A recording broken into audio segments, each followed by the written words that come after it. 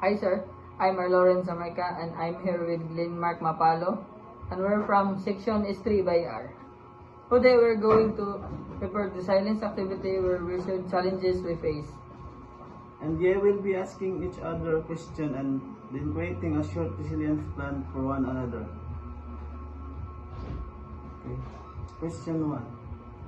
What is one challenging experience you overcome in the past year? For me, one big challenge for me was balancing schoolwork while dealing with burnout, and I felt overwhelmed and exhausted most of the time. And for me, once I struggled with my self-confidence after failing an important exam. It really affected how I saw myself. Second question. What personal qualities or strategies help you get through it? For me, talking to people I trust and reminding myself that one failure doesn't define me. And I also started journaling. And for me, I learned to set boundaries and ask for help. I also started planning my time better and giving myself permission to rest. Question 3.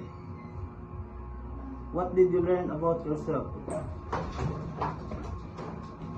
I learned that I'm more resilient than I thought, and that it's okay not to do everything alone. And for me, I learned that I tend to be too hard on myself, but I'm capable of growth if I don't give up. Question number 4. What are your current source of stress? My current source of stress, academic pressure, and comparing myself to others. And for me, right now deadlines and worrying about the future and my biggest stressors. Question number 5. What support of strategies might help you cope better? For me, having a routine, checking with my friends, and taking short mental breaks would really help.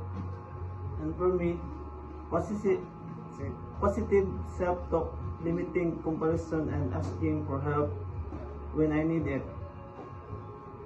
And that's all. Thank you.